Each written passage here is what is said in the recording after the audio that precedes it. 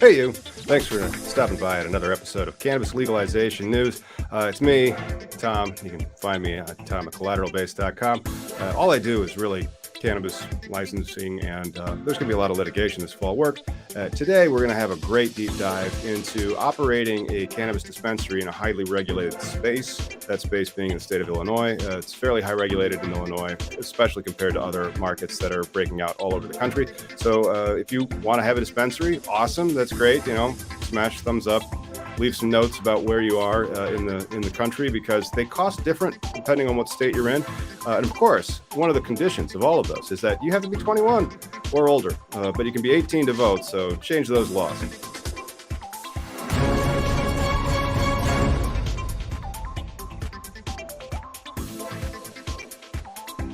Hey, Miggy, celebrating Pride Month. Happy Pride Month, all the boys, girls, and non-binaries. That's right. Inclusion's important. Eric, thank you so much for joining us, man.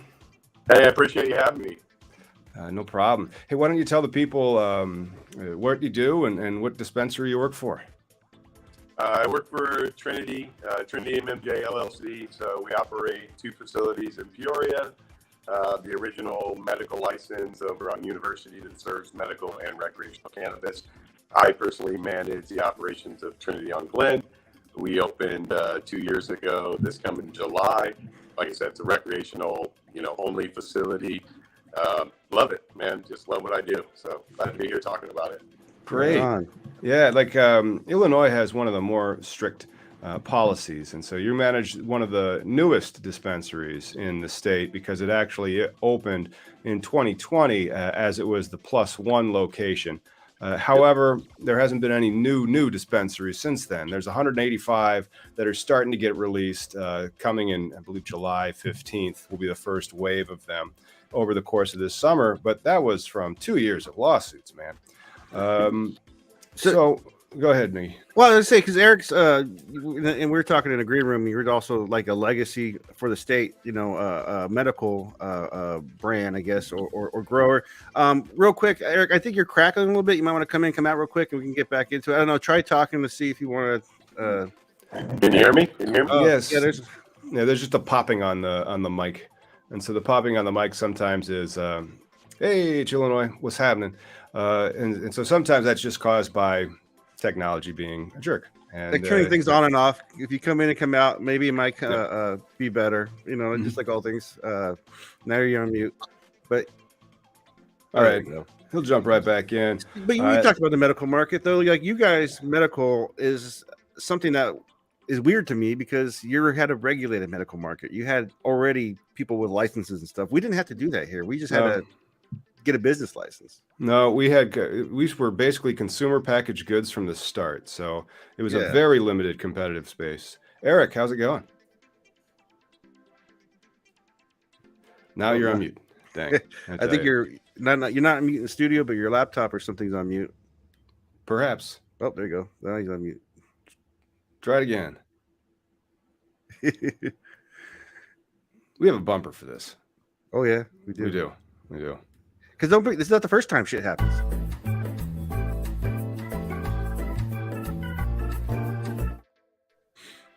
Hello, Eric. Are we in? We're close. This is live, though. This is the benefit of live, people. This is why. Yeah, you always want to test your stuff, but then it's. We're just giving the information as it goes, right? Oh, not only that, it was working in the green room, and then sometimes there's just technical glitches. We hit go, and then suddenly the mic pop, and I'm like, that's weird. That's like my life, though. But while Eric's trying to get, we can't hear you yet. When you can't hear, he'll be back. He'll be back. Yeah. Yesterday, I had the privilege to attend an LGBTQ cannabis for a scholarship. That's cool. Full spectrum program to local Seattle, but they're also national. They work with the Cannabis Alliance and stuff like that. But inclusion is really important, like we're saying, and it's a safe space, I think, out there. It's not safe for everybody in every state. But hey, Eric. Hey, can you hear me? I can hear you. Yeah, not better now. Oh, the pop is gone. Yeah. Awesome. Right. Okay, well, let's resume our interview already in progress. Eric. That's my first podcast. Awesome. Yeah, there you go. Yeah, they're doing Well, the first podcast, but you've been in the industry for a bit. Why don't you explain again what you do and which dispensary you're working for? All right, so Trinity on Glen, the rec only dispensary in the center here in Peoria. Actually started as a part-time bud tender on the medical side, worked my way up, which Wow. I think is super important. Yeah. We were talking in the green room, so a little bit about my background. So I'm 41. Cannabis has been illegal most of my life. I've been in management for probably the last 14 years for some pretty reputable companies, and it was something that I always hid. Like, I loved cannabis. It's always like kept me out of trouble and kept me grounded, kept me focused, honestly. And it was like everybody thought I was square. I didn't really drink much. So I go home on the weekends and everybody'd be like, water cooler talk Monday. Hey, what'd you do this weekend? It's like, I finally don't have a headache. yeah, I watched Nanny McPhee with my kids and went to the park, and they're like, "You're a dork," and I'm like, "Yeah, I smoked a fat Moonwalker joint before that, but I'm not going to tell you about it." You know what I mean? Yeah. So I feel like this was a natural fit for me. All the skills I've developed over the years just kind of like finally came together and make sense. And I'm happy. And I think that passion and being happy at what you do was really cliche for me until now, and I didn't really believe it. I thought the goal in life was to make as much money as you could so you enjoyed the time you weren't at work. Sure. And now I'm like, wow, I enjoy being at work. They were right. This is the thing. Yeah. Never But working a day in your life. Yep. But the fact that you like climbed the ladder, that just shows like the opportunity in the cannabis recreational industry. Like the fact why legalization is important, because I mean you're now a general manager, right? Yeah, so I think I that's was in big. the medical program, and the dispensary offered me a job in sales. And I said, look, I can't quit my gig now, but I was really lucky. I was working an evening job for BSI, Vanakan Services, if you're not around here. But, I mean, it's a pretty big cleaning outfit. They're in 11 states, 60 different cities. And I was managing all the high-vis counts downtown, the big hospitals. But that job started at like 3 p.m. with some meetings and then getting my crews out at like 5, 6 o'clock when places closed. So I was like, hey, will you take me midweek, like Tuesday through Wednesday, like open to 2? And they were like, sure. So I did both for, a very long time. And then when REC came about, and they made the announcement in Illinois, some of the folks came to me and said, we think you'd be a good fit. Would you come on full time? Would you leave your other role and come on as director of REC sales? So, Wow. started on the floor, working with customers, kind of like the feel of the dispensary, wanted to just, learn everything. And they saw that in me. So when I took over as director of REC sales, I launched that REC program here, out of the same site after a remodel in, January of 20. And then, we started pushing for that second site as well, like everybody else who had the option, Mm-hmm. But now we're kind of doing a nice little glide into the highly regulated space that is a cannabis dispensary in the state of Illinois, going through not one but 2 build outs. Let's go through what you saw, and then let's kind of focus on the security protocols that are there. Many people, they kind of underestimate how much it costs to open a dispensary in a highly regulated state. Yeah. And so I want to kind of dispel some of those myths for people. So explain the build out process that the state requires the license holders to go through. I mean, there's a ton of requirements. I don't want to divulge anything, obviously. Nothing proprietary, but just compliance. So for compliance, yes. Yeah. So, I mean, the security requirements are through the same, as far as, every inch of the dispensary is covered on camera. I think everybody knows that. It's not your typical environment. It's like, 300 plus camera views. So inside and out. It's got to be day and night. It's got to be constant. The state has remote access to your cameras. ISP, IDFPR can log in and see anything inside and out 24 hours a day, constantly. Big brother, like, man. Then so when I explain this to people, they're like, "I'll go get a $700 camera system from Costco," and I go, "Hey, man, you're in New Mexico. Maybe that'll work."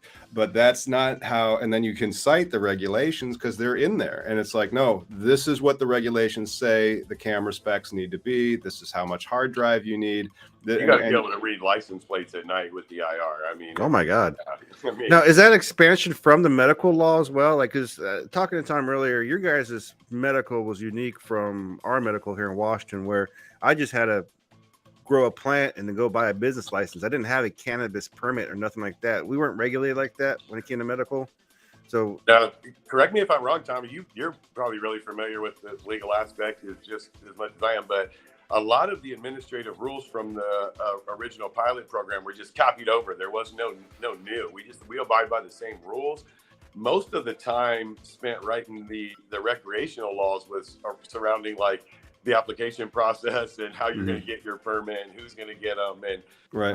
But I mean, the administrative rules basically carried over. They, maybe amend some things here and there, as things make, more or less sense. But for the most part, we're regulated the same, Right. Very, very similarly. Very similar. The only difference was really a citation change, but Illinois always operated any legal licensed cannabis market as a consumer packaged goods market.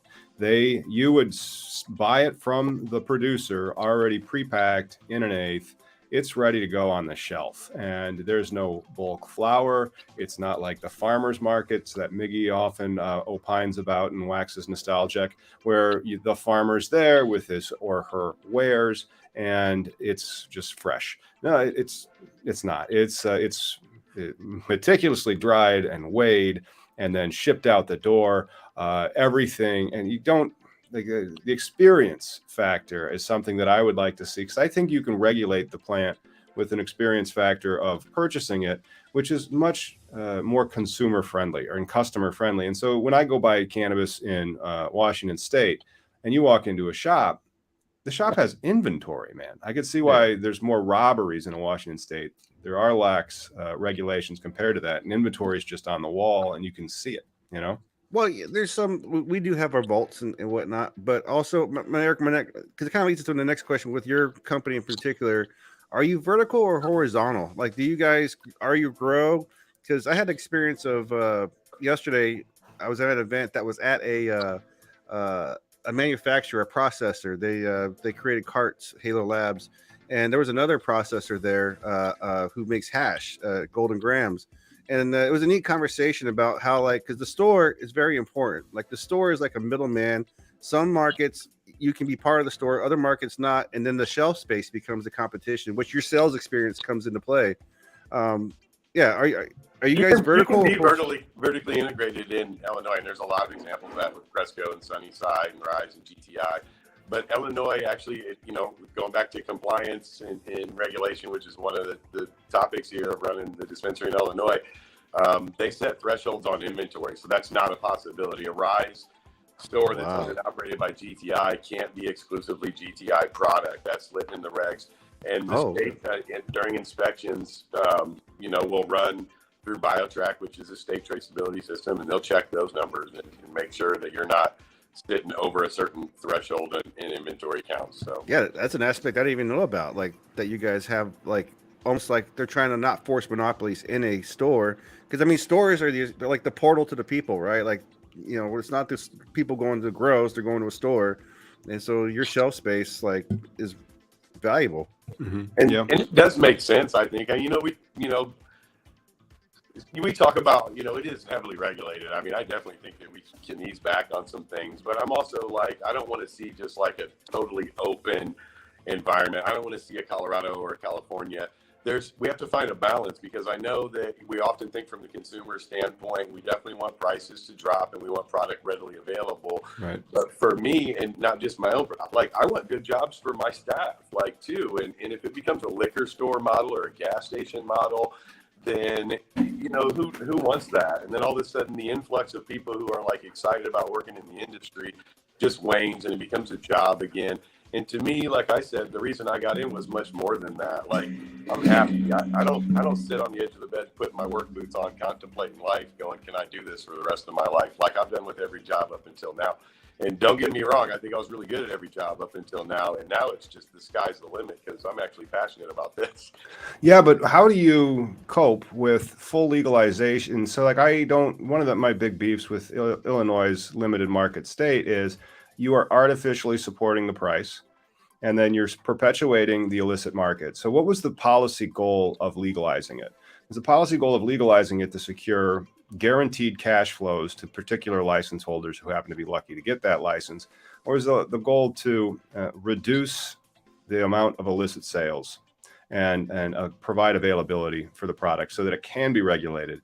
Because like when it's federally legal, what's to stop California from flooding the market?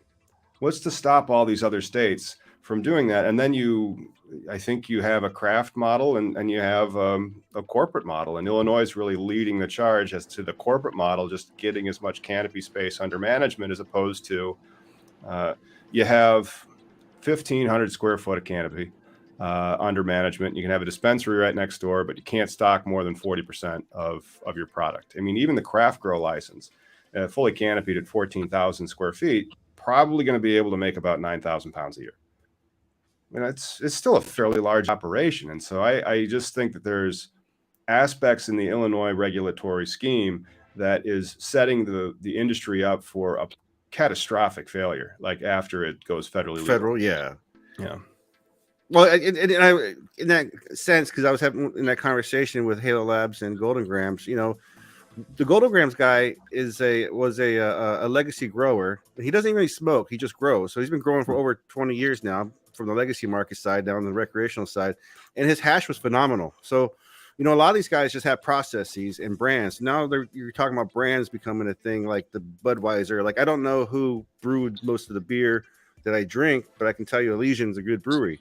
And now we're trying to associate with farms and whatnot. I think, though, your guys' regulation, though, it is setting you guys' producers' process up for failure, because here we do have more competition. So they do have to have like quality, good products, because when federal hits, people are going to know what good weed's about, and that's how people are going to learn, and that's what you're going to compete against. Opposed to like you guys kind of have a monopoly there in Illinois right now still. Yeah. I mean, I think that we're talking about two different things, because I mean, most of that's from the cultivation standpoint, and I agree. We still have only 23. You can talk about craft, and like you said, it's different though. I mean, we're talking about the guys who've controlled the market since Med dropped. That's the 23 licenses that haven't changed. Mm-hmm. And even though they got caught up in litigation, there were 185 in addition to the 110 and 55 more that are supposed to drop by the end of the year. So I mean, we're talking about hundreds and hundreds of dispensaries. So the competition will be there, and it should have already been. So that's not the conversation we're talking about, really. We're talking about the people that are controlling the price points, that are controlling the market, that are controlling politics with big money. They're above me. Yeah, they're above all of us. Yeah, no shit. Yeah, but it's just going to be very interesting, and I would hate to see the industry get whipsawed like that. And I think there's a definite ability to insulate the impact of it if you do have like the craft beer or a craft brewery, because that's local and people love where they live, and so they're going to buy it because it's from there. And that'll be nice, but there's like 460 growers or something like that in Washington State with 6 million people. Even after you hand out every single craft grower license, now we're only at 150 of those craft grows and 22 or 23 of the big guys. And I believe one craft grow, and I used to do the math on this, I think it's 15. One craft grow is 15 craft grows comprise one of the big licenses. But that's why an open market's a fair market, right? Because then you have fair competition, and quality is going to be the thing that prevails. People will buy shitty weed. But it also brings the price point down far enough that you don't go to the guy. And then the guy has no excuse but to get a license. And so that's like, what's the policy goal? Is the policy goal to take the market and then regulate it? Or is the policy goal to make winners and losers as opposed to... I would say winners and losers in the beginning of all this. It's all about the winner, because you guys are still not like the KPI thing, like the lack of transparency in your guys' market. Your market still hasn't come to fruition yet. That's it's being stifled by the lawsuits and the litigations going on. It's insane. Your consumer's really losing out. But being a store, like you're talking, Eric, you are kind of in a good position where you're not having to innovate except for like how you bring in the customers, right? Because as a brick and mortar, you're just trying to hey, come have an experience of purchasing and know that you're going to buy quality weed from our stores or whatever, right? Yeah, I mean, beyond that, we do try to provide, a unique experience, and I think that we do. Like I said, I love my job. I travel around the state. I've been up to Chicago. I've seen the sunny side, the Enlightens. I've been down to Springfield and Collins. I've been to the Ascends. not just for the hell of it traveling. I drive sometimes on the weekends just to see what other people are up to. What are their processes? How are they checking people in? What's my receipt look like? What software are they using? Right? Like this, you know, and one of the things that I know that we do very unique is, you know, we still provide an experience on the floor. It still feels like, you know, we care because we do. So when we come in, you know, we've got 4 or 5 bud tenders on the floor that aren't tendering product, and other people, you know, that's you know, they're looking at, you know, monetary weights and gains. Is it, you know, more affordable to have this extra staff or labor expense of people on the floor when they could be doing it here? Yeah. Well, it gives people more of a one-on-one experience to talk about product, to ask questions. So we didn't have that. So one thing we're talking about, not only lawsuits slowed down this thing, we can't tiptoe around that. We launched the rec program in Illinois in January, and by the end of March, we were in full lockdown from the pandemic. The consumers on the recreational side of this market here didn't get a chance to even start to understand. Well, some people hadn't even been out yet in the first quarter before lockdown happened. They got a lot of questions. They've never got to talk about it. We really went to, you know, every dispensary in the state went to online order pickup model. Yeah. And so you weren't able to ask any questions. People were taking home hundreds of milligrams of edibles who hadn't used cannabis since the 70s and just eating it and wondering what the heck was going to happen. So, you know, I really pushed. We were still in the heart of the pandemic in July of 20, you know, a lot of lockdowns and mask mandates. And I really said, you know, and the owners supported, I said, when we open up, I want people on the floor talking to people. I don't want to try to be pushing people in and rushing people. People still have questions. People deserve to be educated, and they deserve to make good decisions and have good experiences with cannabis the first time. Some people won't try it again. You know, it's hard. They didn't know what to expect. Oh, man, I ate an edible one time. Ooh, it wasn't for me. Well, you know. Maybe the time wasn't right. Down the bottle of gummies, you know. It's a lot different than it used to be. So, you know, we try to educate our staff continually. So there's a lot of different software. Is that a regulatory compliance aspect as well? And so there's also, it's not just the security, it's the safety that it goes on in the highly regulated industries. And so every employee needs to have a certification as soon as they've been hired, or like within 90 days or something like that. The responsible vendor training or whatever it is. What types of continuing obligations and what types of training are required for dispensary employees, or agents, I think is what they're called technically? Yeah, so just for the renewal, honestly, it's just that responsible vendor training, which is supposed to be 8 hours of training. We go above and beyond, and we document all that. I probably bore the state with some of the documents that I produce and send to them with training. But so we do any cultivator training that they recommend. We let cultivators send reps in and specifically talk about their processes, which helps our staff to understand. When we start somebody new, that's a question they ask all the time. Hey, you know, what's the training process? How do I gain knowledge? I say a lot of different ways. This industry's so new. There's not like one textbook that we can hand somebody, right? So we do the responsible vendor training that's required by the state.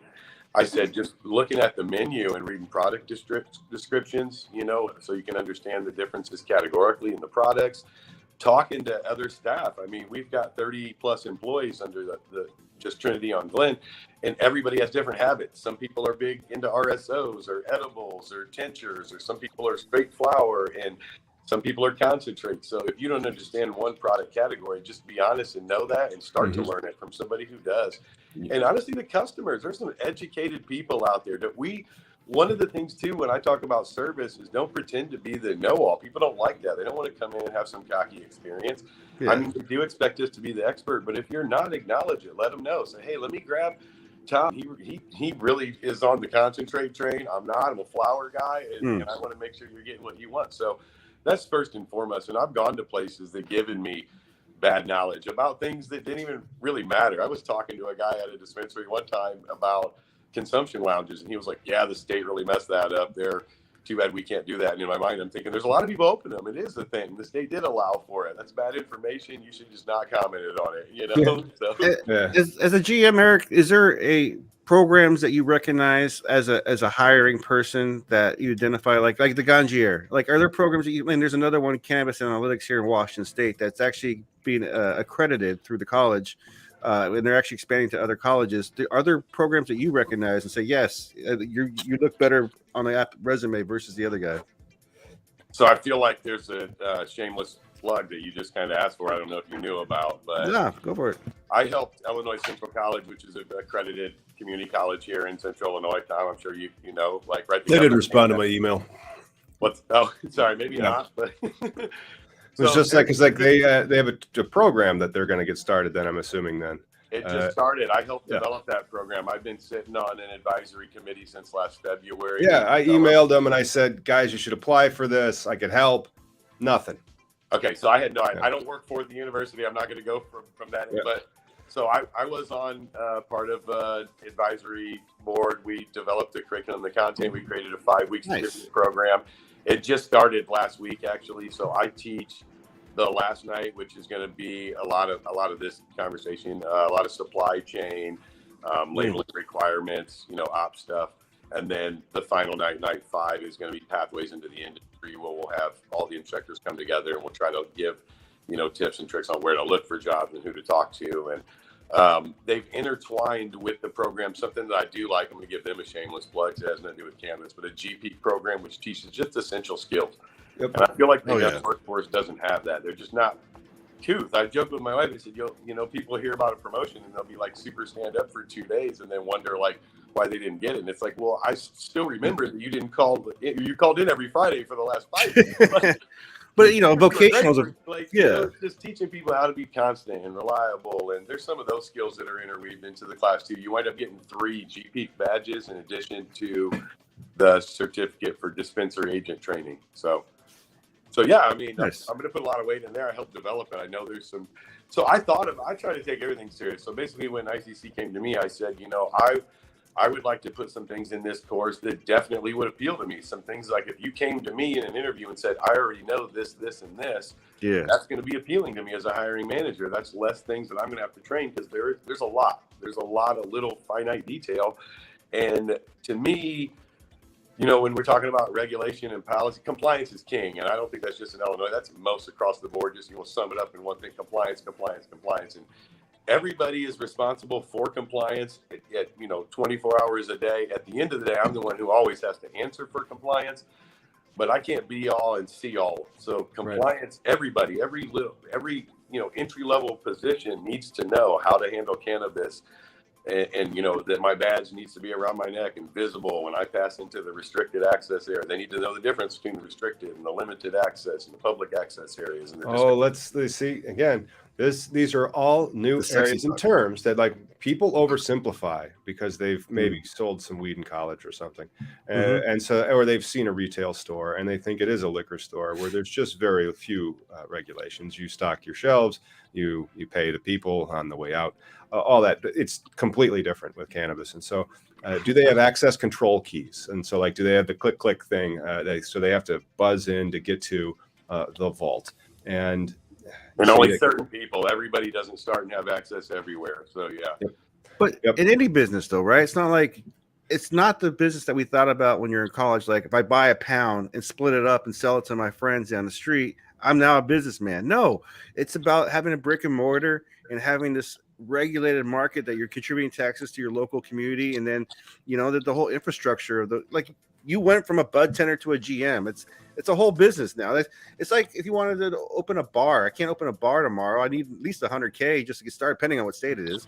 So, it's comparable to that, but even bars don't have the same type of regulations. I mean, one of the things that's really interesting, and so like the juxtaposition, and when you walk into a pot shop, as I call them in Washington State, it has inventory, and you can just see it on the walls. They don't do that in Illinois. We have vaults and then more security on it, so there's no product really on the floor, and that is for security and compliance reasons. And so, how do they? I mean, that's one of the things. Like when they go back, they have to get the agent is trained to go retrieve the product from a secure location, like it's already locked and enclosed in that, right? Yeah, you can only dispense from certain areas in the facility. You can't dispense directly from the vault. So we have an inventory day room. We will inventory into us. If you've been in Trinity, Glen, you can see that we have like a post office box type system on the wall and inventory behind that. They set inventory into the box. The light lights up. That lets the agent who's working the point of sale know that there's inventory or product in there. We do the best we can, but also not our rules, just keep defaulting back just to stay compliant. Some of the cultivators have packaging that's clear or opaque, and you can kind of see through. So, one of our policies or procedures, if that's the case, we'll tip the jar at the point of sale. But also from a complaint, we can't let go of it. We can't hand it to a customer. They can try to read it, and you'll have people reach and they think we're being stubborn. Correct. But like, I can't. They've probably bought in Michigan. That's probably the problem. Like, anything you want to read on it, but you can't. Right. Hold it. Yeah. Right. But then, because I bought some in Michigan, and they had deli style, and I'm like, we do not have deli style, where they just have big glass jars and like the little chopsticks. Like Oregon, and so it's deli style, and you're like, you lucky sons of bitches. But Chad makes a point in the comments here about education, and as far as like none of the education sponsored by the states can talk about medical, right? It can't talk about the endocannabinoid system and make medical claims. How do we approach that aspect of like bud tending and education as far as like health benefits go? Like where do you see a program out there recognizing that? Anywhere, Eric? So I don't want to jump the gun, but I just think, we can do more. So when community college start accepting grant money, which the dispensaries and cultivation centers have to, so what you said, yeah, there's a fine line if they're state sponsored. So this program that we're doing at ICC is not state sponsored. So we're, as a dispensary, also, to ring our own bell, but we're one of the few in the state. I have a full-time registered nurse that works with me at Glenn in our education department. She doesn't do sales. She strictly consults with people. She is a nurse right now. She's active. She works on the weekends part-time still, and keeps her license active. She's also a pediatric cancer survivor. She's used cannabis her entire life since she was a preteen, and she's done countless research and still continues to. And that's a service we provide for free. Anybody who wants to consult with her, that's not just to help get your medical card to further our medical interests. That's people who already have a medical card and are unsure how to start using can come and schedule a free consult with Anita, our nurse. She's an amazing asset. But anyways, she's part of this program as well. And her and her assistant, Stephanie, have 2 nights of this course where that's what they talk about. They talk about medicine. They talk about the endocannabinoid system. They talk about everything from over my head. Look, I'm the ops guy. I can tell you throughput and all the KPIs and inventory thresholds, but she can tell you inside and out about your CB1 receptors and how cannabis interacts with the body. And they're teaching that as part of this program at ICC. The first 2 of the 5 nights are really all about the plant and the plant science. There's a whole night on stigmas and myths. They play the Reefer Madness movie and kind of show what people were exposed to back in the day and the kind of stigmas we're trying to bust down there.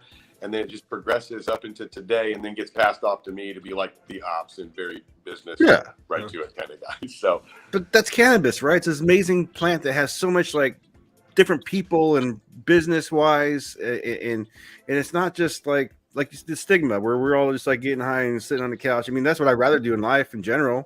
If everything was perfect, I'd be smoking weed right now, playing video games. But no, it's like there's a fight. I don't know the exact meme, but it's like Snoop, and it's like, oh, stoners are like how busy is he? This Seriously, like making lighters and music, like he's the busiest guy you ever met. I don't think he's slept in a few decades. The myths and the stereotypes perpetuate, and one of the things that we always rail against as well is there is algorithmic suppression of our industry, and then one of the things we rail about less is that license holders also have their commercial speech rights substantially restricted relative to any other license holder. And so if you are a license holder in the state of Illinois or in the state of New Jersey, there is a whole list of rules that your advertisements must comply with.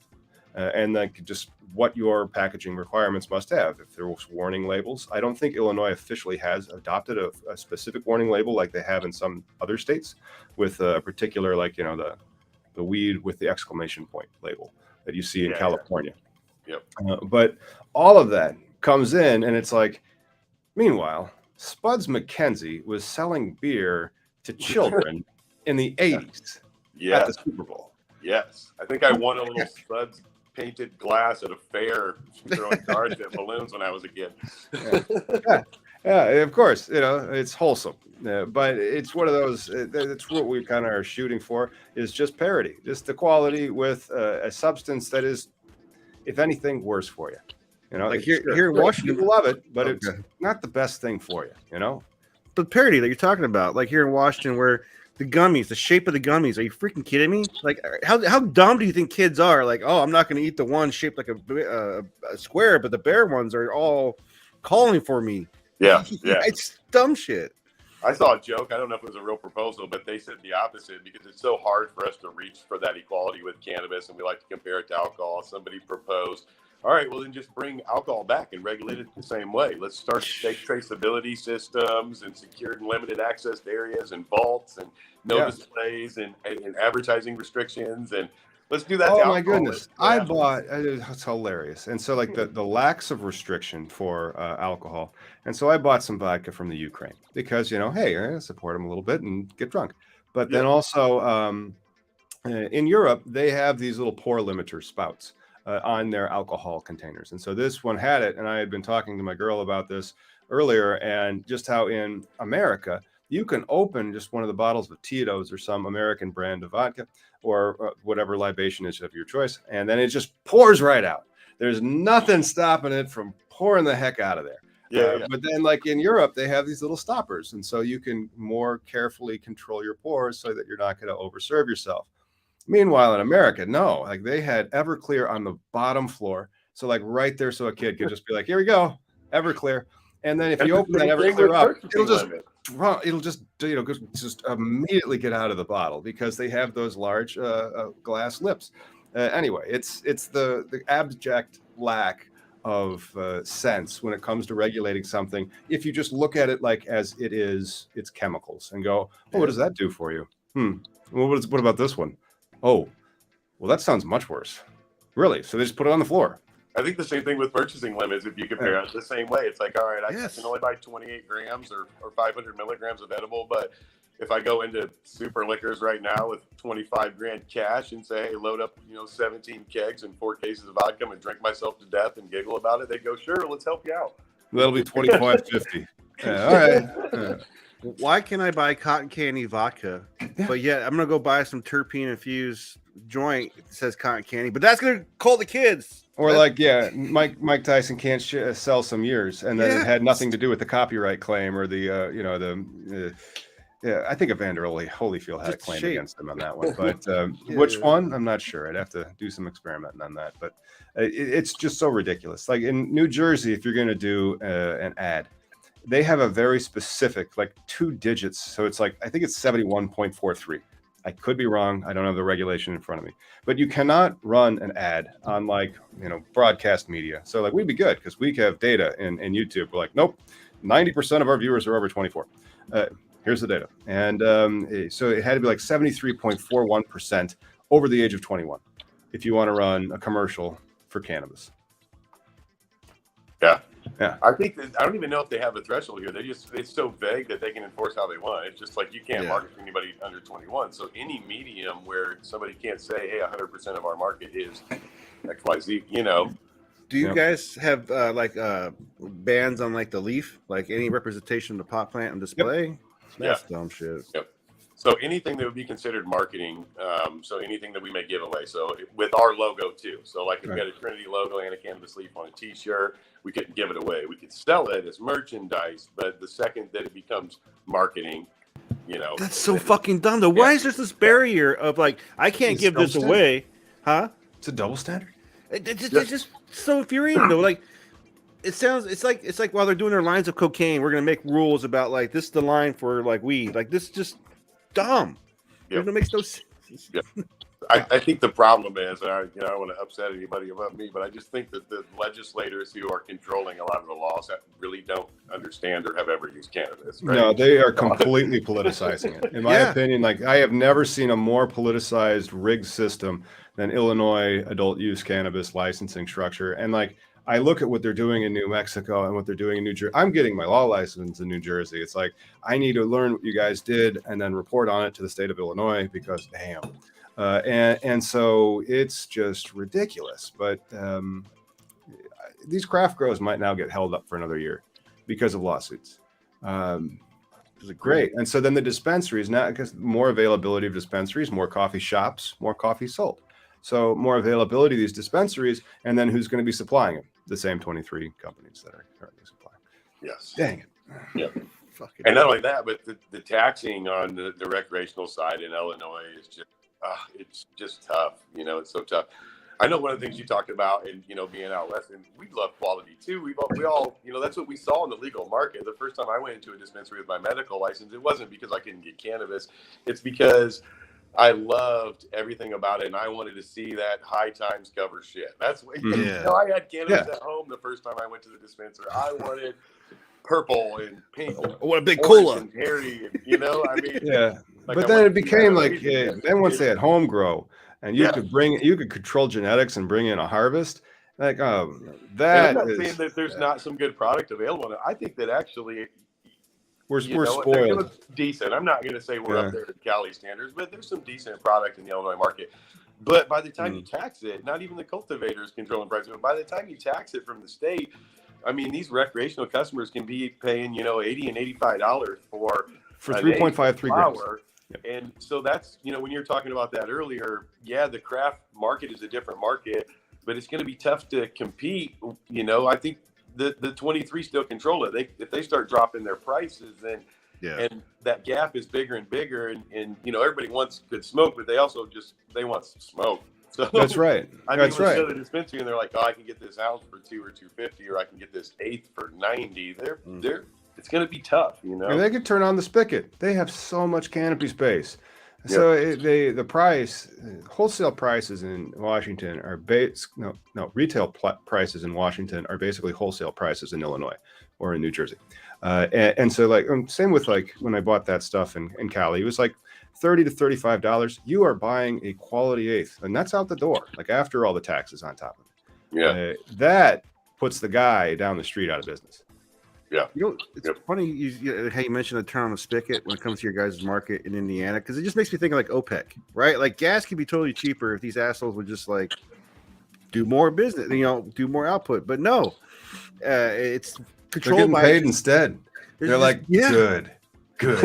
I like money and screw everybody else, which is horrible.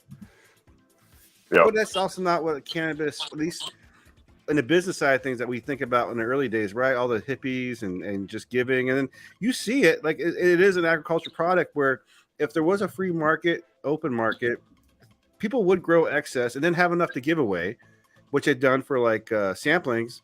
But like just the fact that they make that a crime, you can't give away your product for samples. We have the same merch issue here where it's like they can sell it versus giving away. I just don't get this. Like, why can I give? Specifically said no gifting of cannabis in the Illinois law. Is that right now? No gifting, and that's one of the reasons why. And I was going to ask you this question, by the way. Jabs for joints. Remember when everybody, because of the pandemic, some of the headlines that you'd see were if you showed your COVID vaccine card, you'd get a joint. And I'm like, that would never fly in Illinois. That is impossible. Yeah. And I would love for that to be Pfizer, a market. Moderna, and right. But you cannot do it, and so it's all these regulations. And so I can't wait for full legalization, because that's when the industry can really start fighting and be like, no, we do actually have the right to say this on television, just like we are a beer company. Right now, you're really kind of at their mercy. I mean, you're at the mercy of even the federal not shutting down the adult use. They have the funding. They can't come after your medical operations. They don't have the funding for that. There's actual case law on it. And so like we can attack them in the courts. But it's sad. I mean, like, but why? But it's the one sentence law, like cross this out act of 2022. Know this word right here in the Controlled Substances Act? Cross that out. End of bill. Yeah. And they're like, but we have to fix all these other problems. No, we don't. We've been fighting over those for decades.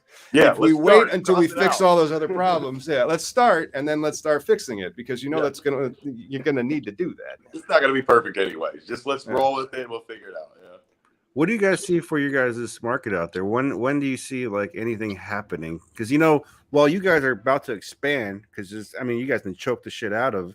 Oklahoma's about to be constricted. Like they're coming up on, I think, an August deadline where no more new licenses.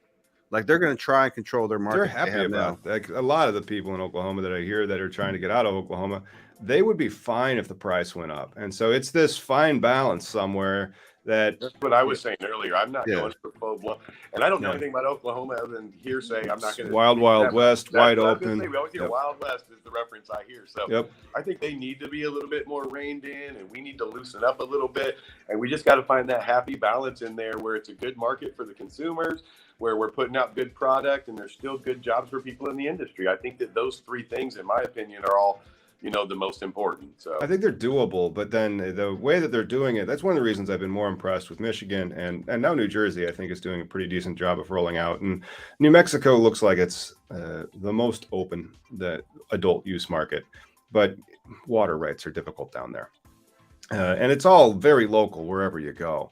But the overhead costs that you must bear because of all those compliance aspects, and because that it's federally illegal and you can't access, I don't know, like credit cards, so that your cash handling becomes substantially less risky.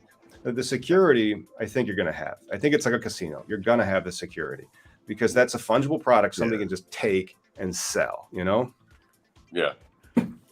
Well, even I mean, it's just the operational requirements, are just like none other. I explain that to new people in the interview process. I go, look, any other retail environment, I'm counting 6 Snicker bars at the end of the day. Inventory says I have 7. There's a line on your P&L for that. There's a lost item already filled in. Lost a Snicker, no big deal.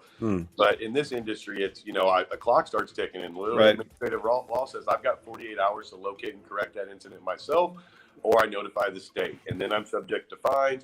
Even if I find it at that point, I don't get fined. You can't tell me that nature of the game is that I'm on a list at some point if I start to incur a lot of those types of incidents. So, and it's inventory control. I mean, like that's a whole aspect of your plan. People will ask me, well, why does it cost so much to get an application for an Illinois cannabis dispensary? And I'm like, because it's complex as fuck. And, and they don't get it. And so I'm like, all right. But then like for, New Mexico, I'm like, $5,000, here's your social equity plan. Here's your LLC. I'd set it up this way. Good luck, and then that is not Illinois at all. And then New Jersey, somewhere in between, like it's about 150 pages of documentation, not 500 pages of documentation. So maybe that'll be the right balance. But I think they really need to not skimp on security. I mean, you read about a lot of robberies in Washington State. I'm seeing stepped up security. Like I'm only imagining these guys are incurring more costs now because they didn't plan for this kind of security. There was one of these places I go to. They actually had built a 2-tier buzz system. Like they're not fucking around. So that cost him $5,000, whatever. He's got to eat up the cost for a while. So if you don't plan ahead, and then the shit like what's going on here, the armed robberies and people actually getting shot, good security is fucking a thing, especially for your shops, man. Yeah. Shit. I can't help but think that, hopefully, maybe I'm just an optimist, but just the tough economic times right now, too, are making people desperate enough to do things like that. So it's beyond cannabis. I mean, the government needs to get their shit together, and we need to build middle class here again. So shit like that. Sorry, that's a whole side. No, it's true, and people don't get it because I run an online business with my law firm and my consultant firm that's online. All of my dependencies are managed in Canada. Like there's no software providers in the United States really anymore because of how expensive healthcare is and how expensive student loans are. Trying to compete in a global information marketplace and you don't pay for your citizens' healthcare or their education, you're just setting yourself up for the kind of crap that's going on right here. Yep. But I think if we had more cannabis available, more people would realize that. What would be a better option? Wellness, right? It would be like, do I want to smoke it because I have what do we call it, Crohn's disease, or do I smoke it because I have a case of the Mondays? Either way, it's therapeutic. Exactly. I didn't know that until I got older, but I was reading something not too long ago, and it goes, most people who use cannabis, and even if they say they're a recreational user, and you start asking questions, you ask the right questions, maybe like, hey, I like to smoke before I go out. Well, why? Well, I don't know, it just makes me more comfortable and I talk to more people. Also, it calms your social anxiety. I guess it does. I didn't know that. People, even on the recreational side, I really believe that there's just so many benefits to it that you just don't even understand what you're getting from it or what your body needs of it. You may just be having a good time, but everything inside you is having a great time too. You're balancing your endocannabinoid system, and that helps your body regulate itself. Absolutely. and it can get out of whack. But that concept, like there's a medical application for cannabis, is still denied by many people in political office that have power over all of us. And I just don't get it. I'm like, you're just, it's kind of like the people that are against global warming. Like, and now we're about to have a nice heat wave here this week.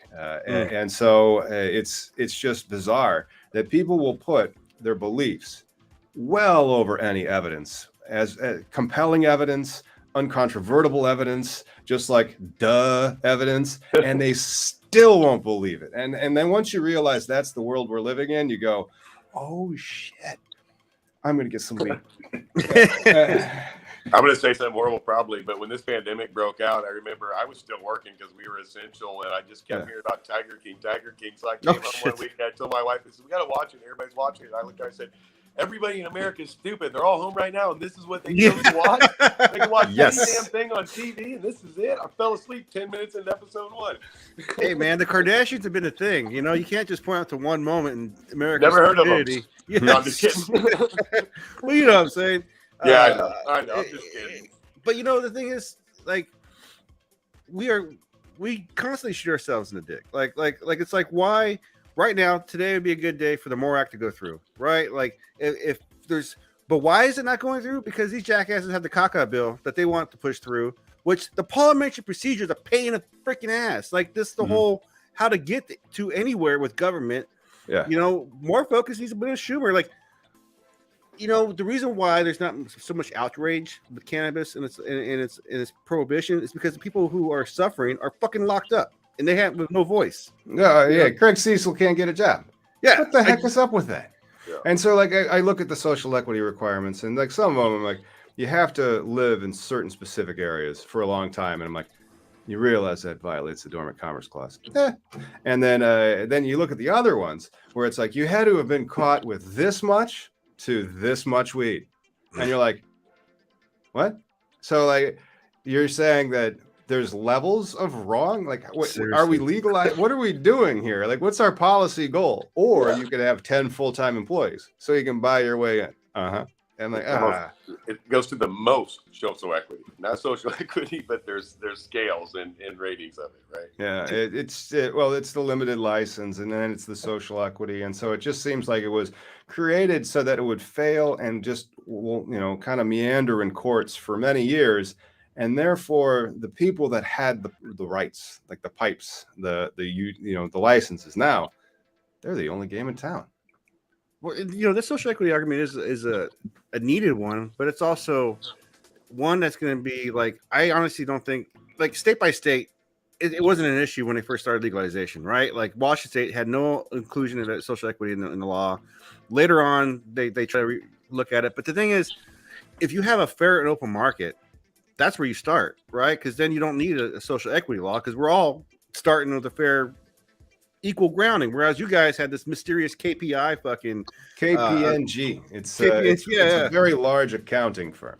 Mysterious, like the transparency though, for like, again, there was no equalness, there was no equality in that thing because it was just people with money. It had nothing to do, color, whatever. It was just money. That's what all this has been about. There's green been a lot is the color. of greed. But greed's an okay thing. It motivates people. Well, you just have to regulate it a little bit, and make sure that the rules are fixed. That's how every program has started. I don't think any of the politicians in any of the states with the medical or rec program started because they cared about cannabis. Right. No, it was for the taxes. I don't think that's unique to Illinois.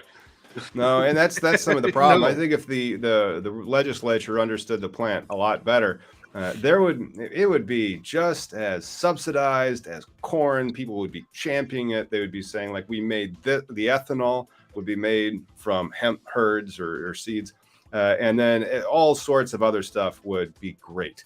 They don't do that though, because there's other industries that are already in the way. Like, for one, the petroleum companies. They already get the money. As soon as you have the cash flows, you don't want to give them up. You want them to continue. Yeah. But not just the monies, but it's also the ignorance that's been instilled in these people's head, right? There's a bumper that they can't get through. Like, well, no one's going to die. The world's going to be better off if, like, this plant can be used for both wellness and industrial, like, products. But they can't wrap their head around this, like, multi platform plants. Yeah. It's more than one thing. Unfortunately, I think you hit the root of it. I mean, I know that most of it's centered around greed, but I mean, to be honest, I had this argument with somebody. A friend of mine was like, "Man, if we converted every cornfield in Illinois to hemp or cannabis, I mean, it could do so much more." And he said, "You talk to a lot of people, and you got a good voice. Like, how would we get that done?" And I said, "To convince the right person, it's going to make them a lot of money." Right. And so, and look, I got to clarify this. I'm a realist. So when I say that, people think I'm some greedy monk. I'm not, right? I have 2 young kids. I live in West Peoria in a very modest house. Like, I used to live there. Like everybody else. It's real. And I'm just honest. I said, look, anything right now that's doing good only did good because somebody's making money. I said, dude, wind power, everybody's super excited. Somebody's building the damn windmills. Somebody's selling them to people and making fat commission checks. Like, and predictable cash flows. The byproduct is that if something good happens. That's the byproduct. Nobody got into it for that reason. Well, and that's why I've always been like, MSOs do suck, but like in the end, rich people don't want to go to jail. So if we can get these assholes to realize, like, hey, we changed the law, the MORE Act, because competition, it's right. They're all afraid of like there's gonna be this big crazy competition, but homebrews haven't put out Anheuser-Busch. Homebrews haven't put out new craft breweries that are coming out. Oh, they get bought out. Yeah. And so they get bought out and they get a bigger distribution deal. And it's a farm system. And that would be great because then you can have all these new brands that can come up. That's what I believe in, at least, let the municipality set the number of dispensaries. If they want that many dispensaries, that's all they need. That's what their rubric is. They don't need any more. But don't limit the number of cultivators and start them real small. Like in Michigan, they have a 100-plant license. So there is no reason why anybody should be selling weed illegally. Allow the craft growers to get involved into the big market, right? Because people are going to buy good weed and bad weed, but we all have to have an understanding of what that is. Well, you have to allow the person that cultivates and thinks that they have the great stuff into the game. And so if you don't do that and you make it this locked out structure that is just so dependent upon cash flows and then using those cash flows to justify a stock price, it creates little disturbances in the culture that I prefer to avoid seeing. Yeah. It's monopolies. And keep the old driving thing home. Taxing is still important to me. I don't know that we can do anything about that in the state. That's why they gave it to us. But no matter how much competition in the market, we can sell eights for 40 or 30 or 20. But if we're still paying a 50% tax rate on it, we're not giving much, really. No matter how cheap we can sell cannabis for. I mean, they shouldn't have taxed it at that ridiculous, oppressive level because it's a cash grab. Grab the cash. That's the name of it. And we are the state of Illinois. We're putting it in our pockets. Thank you very much. And now they're going to have another 185 outlets out there for more cash to grab. But I don't know. I mean, it's very difficult to lower taxes. Maybe that's going to be what the people run on for the state legislature in 10 years. It's like, I will lower cannabis taxes. I mean, if enough people buy, because they're throttling your market. You don't know what the true potential of your guys' market is. Not at all. No, it's got to be at least I hit that double earlier, what it I is. said we started in a pandemic, and we really haven't. We just eased out of it, And there's not enough retail outlets. Time to go, Right? Cannabis is legal, woohoo! And but how many of the cannabis purchases are impulse? Oh my God, pandemic! Go hide! Stop buying this. But think about how many of the purchases for cannabis would be impulse buys. Like if there's more coffee shops, you're going to sell more coffee. And that's one of the reasons why it'd be great to be more of a vertical operator because you could you'd have a great shelf space agreement for about 40% of your shelf at whatever the retail location you own. But then also, you can sell the rest out to somebody else and there's going to be greater amount of sales because there's a greater amount of sales points. And that I think is going to double the industry as soon as those 185 are out. And we might be getting up towards $2.5 to $3 billion. But that might take another year or two because they have to get all that canopy and all those locations open, Plus, who's to know what is going to evolve from this industry? And like I said, the pandemic and the pause of these licenses, because not just the craft grow licenses, but there's process licensing in there because the craft grow alone only allows you to produce dry cured flower, right? No. They really screwed up this industry. The infuser can do nothing. Mm. They have to buy the oil from the craft growers. That's The what I'm saying. infuser, but the So the craft craft grower growers can do without the everything the infuser license, infuser right? can. No, the craft grower can do everything the infuser can. So the infuser is really almost as worthless as the transportation license, which is really worthless. And so it's one of these where you're just looking at like Illinois relative to other states, and I'm just like, So do you think the license is irrelevant now, but that's framework for the future for like cafes, like we all want, like they would be able to buy with or be able to get an infuser license and I improve really hope their so. own baked goods? I really hope so. Mm. But It's just an that idea, that you know? requires regulatory change Yeah. because of all the edible products regulation. So like we really don't have a lot of seltzers in the state, or like hi-fi hops. Does Lagunitas hi-fi hops? Is there a contract for that yet? Because I don't think I can buy it. I can't buy my weed beer yet, like I could if I was in California. And why? Because Lagunitas operates in both states. Yeah. However, there's also what's her name? There's a couple of them. One, there's a entrepreneur in Peoria that has an infused ice cream business. I can't remember its name right now, but it's great. And then so it's infused with alcohol, and then she might also start doing wow. CBD products or maybe Delta 8. But there's no license for her to be able to get the THC product because you can't have something that requires refrigeration or something like that. There's like some regulation for the infused products for that. And then how do you do the dosage?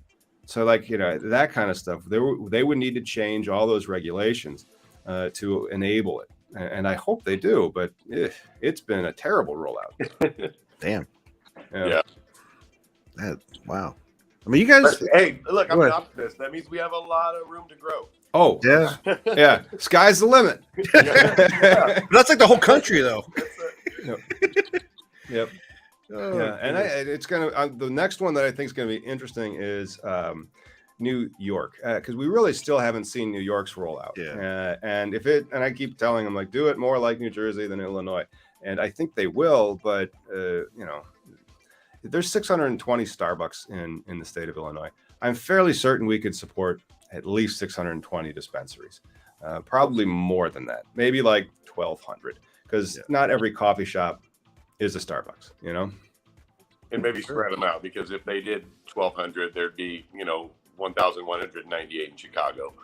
Well, it's a 60. It should be in theory a 60-40 dispersion split, because if you just look at the math and the people, on a plot, it's like 60% of the people live in the Chicagoland area. So that out of 13 million, whatever that is, about 7 million, and then you have about 6 million everywhere else in the state.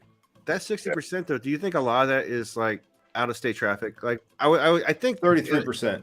Yeah, because the importance of this recreational market is safe access, right? Like if I was to come into Illinois for a week, I would buy weed one time at the dispensary at $60 an eighth because you guys are so expensive. But then I'd find a guy just because you guys are so damn expensive. Like they're really squeezing out. It's the novelty of why you make the purchase the first time. After that, the price point, you really care about what you're paying for, Yeah. But It's a little bit. I mean, everybody, has different habits for different reasons. I think people are still really excited about it. I think that there's a certain piece of the market that we see anyways that are just like, man, I'm just so happy to be able to purchase it legally and have that level of comfort and guys, to have my label package. You product. always have a supply. It just may be more expensive than you want to pay, but you have a supply, and it's a decent supply. I just wish that there was more openness in the industry. I think it's overregulated in Illinois. They overshot. 100%. And now maybe over the next 3, 5, 10 years, it'll come down because they're getting an early start on regulating the plant, unlike some of the other states that are out there. And then the regulators are all talking to one another, and they're seeing what works versus what doesn't. I don't know why they limiting the market like that. To me, just makes me think like better than the laws of supply and demand and like local non-conforming use. But all right. I realize it needs to be a regulated industry because it's something that requires safety and security. Yeah. Regulating the product, but I mean, they definitely could do better. I mean, it could definitely be operating costs could definitely be less, which would save everybody money in the long run. Right. More competition, not only from a dispensary level, but from the cultivation level, because they're the one who's dictating the price here in Illinois. And definitely, I drive back to the same thing that 35% tax on 35% or more flower includes every vape product, every concentrate product categorically. Yep. And in Illinois, it's been a race to the top to produce high THC flower, and that's what the consumers are wanting, and they're driving the market, supply and demand. So I get that they're trying to compete, but that just raised the tax up even more. And then you've got a 3% city, a 3% county.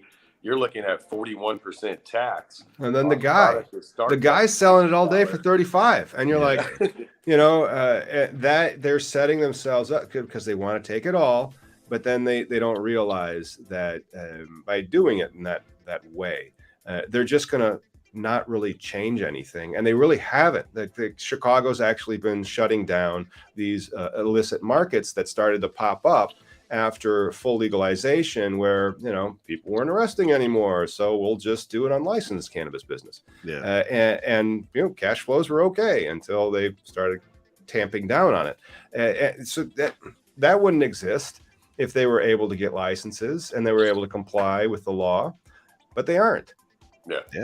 Oh, exactly. If people could come in and, didn't break the bank and it was no more costly than out on the street, I'm certain everybody would prefer to shop at the dispensary. They're getting a labeled product. It's been tested. They can be more confident in the purchase and assured that they're safe and legal and compliant. So, once pricing can come down, I definitely see, a sliding from the black market. But, the way it's stuff right now, prices are where they are. Prices are where they are, but then that's because licenses are where they are. And so I think my thesis is that if licenses were more available, you wouldn't have to have all that. Actually, you might still, because then you have this super high tax burden. And so that super high tax burden by itself can always lead to an illicit market, as you're saving dozens of dollars on your purchase. That's the whole thought process in California right now. They're not looking at dispensaries and cultivators. They're all in mutual agreement from a legacy standpoint that they need to abolish the tax to kill the black market. Oh yeah, but part of besides the black market and the licensing part, and we're talking about a regulated market, we have to consider, like, in part, those licensees need to take that product to a lab to get tested, because then in the end, this is what the regulated market is, right? We're going to have tested product in a safe accessed area.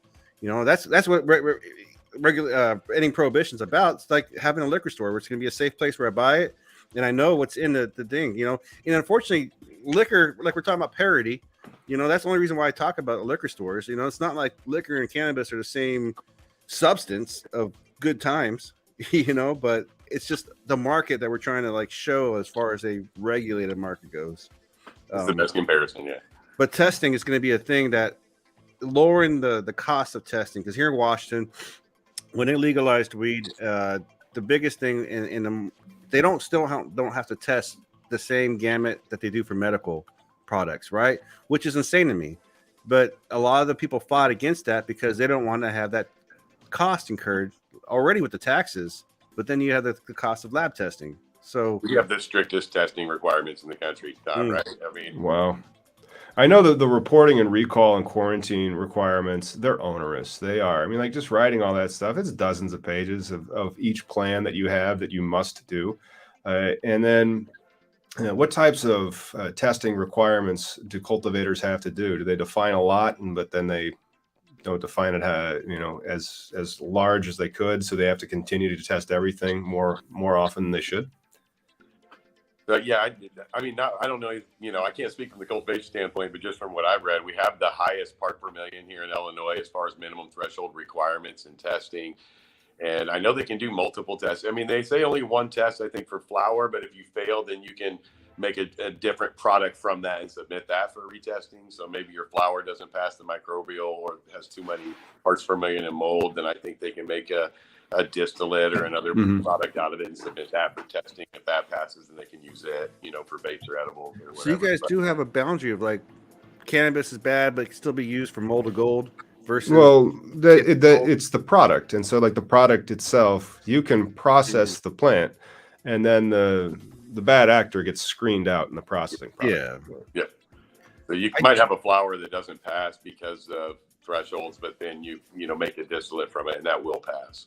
Sure, because it's been cleaned. That's why there's a lot of oil-based products, and sometimes I hear that when you're purchasing from your vendors, they like to require you to buy oil-based products as well. Is that how do you go about buying from vendors in the state?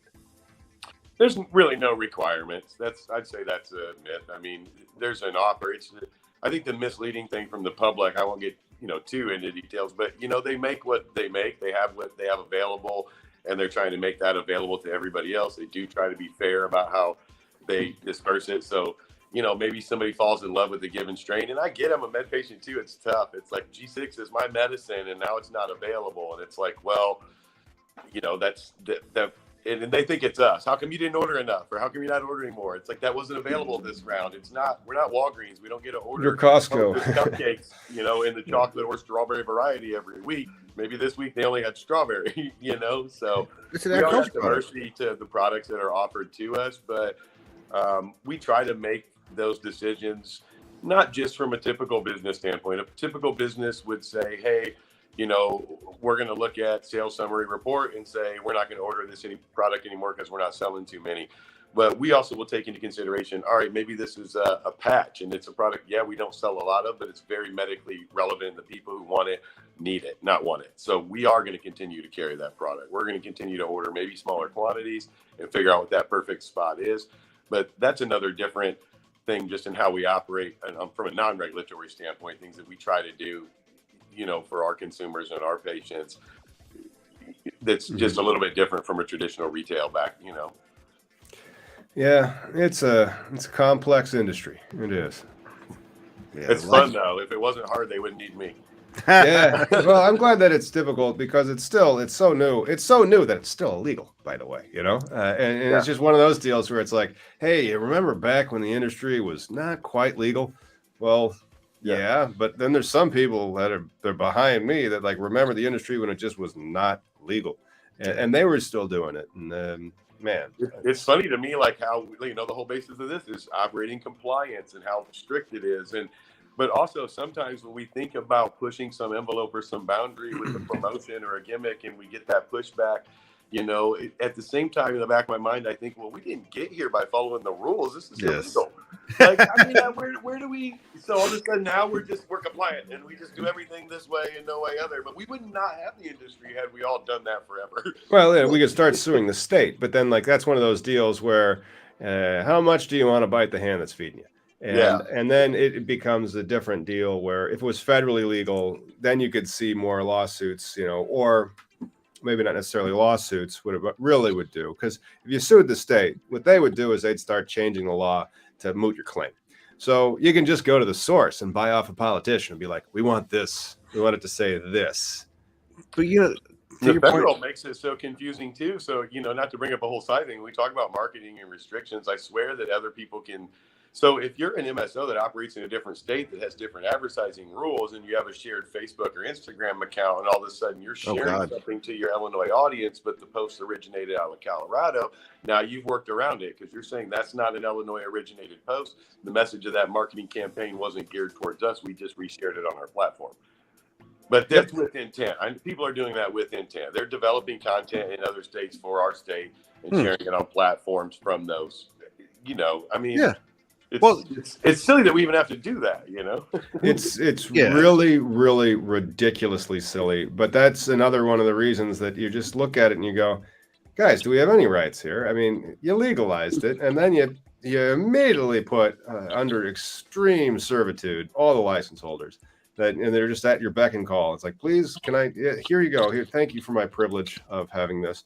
And then you wonder why it's set up that way. I mean, what was the policy goal here? I thought it was just wrong to have this plant be illegal, and it should be a licensed, regulated industry.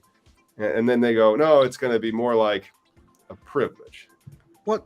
That's because there's a lot of trickle down stupidity from prohibition, right? Like even in the algorithm, it's like we didn't smoke throughout this whole thing, but do you feel that we're being flagged right now for being 18 plus over conversation about policy and and operating a business, which is dumb. And it's like there's nothing spicy about this conversation but the plant itself.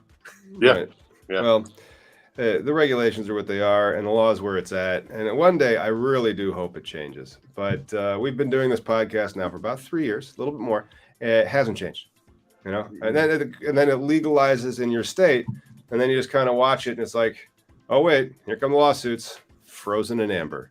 And so then you see other states like Oklahoma that just get 12,000 licenses within 4 years, and they have all this product that comes out of there, but then the people complain that there's no way to make money in that. So yeah, the real truth, I guess, lies somewhere in between, right? Absolutely. And just to be cliche with cannabis in general, just breaking the stigmas. And I know it's a long haul, like you said, maybe it's been 3 years, but I got 2 young kids and I'm trying to normalize. I mean, I think that, me having a career that supports them and they go to a private Catholic school. I mean, it's nice. No, I don't shield what my kids, I think they're on right now with my wife. She said, is it weird that we have them watch this? This is what I do for a living. This is my job that supports them. And they know that. We talk about it. I mean, I'm not, at one point I said, you got to be careful. I don't want other parents to judge you based on what I do. But also when I say that to you, I want you to know I'm super proud of what I do. Your dad loves what he does. And I tell my kids that. They know exactly what I do, and I'm proud of it. So nice. And that's where it starts. When they get some power one day, maybe the world will be a better place. Let's hope so, because I do the same thing with my kids. And like I've taken her to trade shows, and it's you're taking your baby to a weed trade show. Oh yeah, dude. That's Yep. My 20. Why not? I mean, we got to bust the stigma down, and I think we're doing a good job of it. It's setting a good example that this could be an industry populated with, great people that want to do great things. It's not all about greed and power. I'm just here to be happy and support my family. And I think we're doing a good job of that. I hope anyway. So, yeah. Well, right. If they're happy, that counts. That's it, man. Yep. Shoot.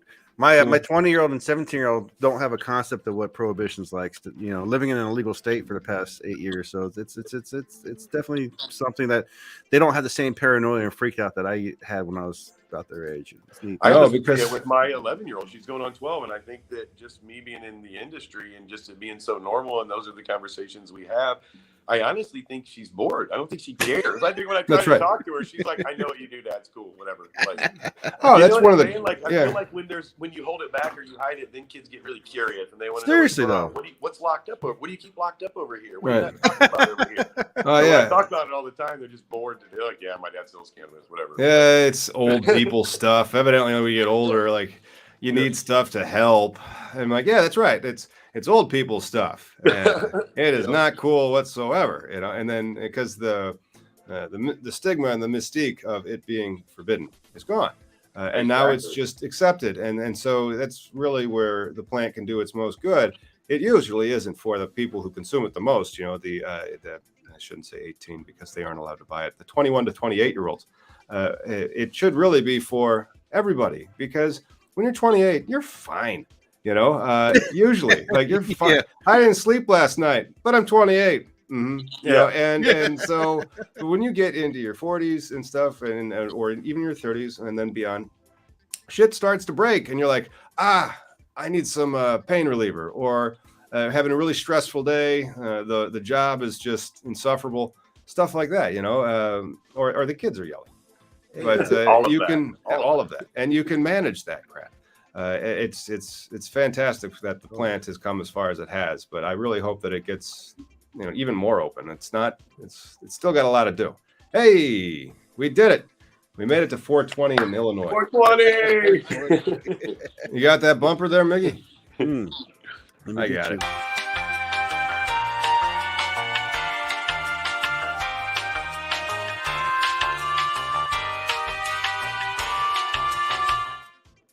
We try to do that like 20 past the hour in the first hour. He missed it. We were talking about weed. But we actually made 420. We did. Yeah, but Eric, I really want to cowbell every single day, 7 days a week at 420 in the dispensary. And cool. I love the fact that that's not a requirement. That's nothing that I started. It just started with everybody being so excited. Oh. We got a vibe there. They started doing like a woohoo round of applause, and then it escalated to a gal brought in a cowbell from home, and cool. Bell every day, 6 days a week. We actually close at 4:00 on Sundays, but 6 days a week at 420.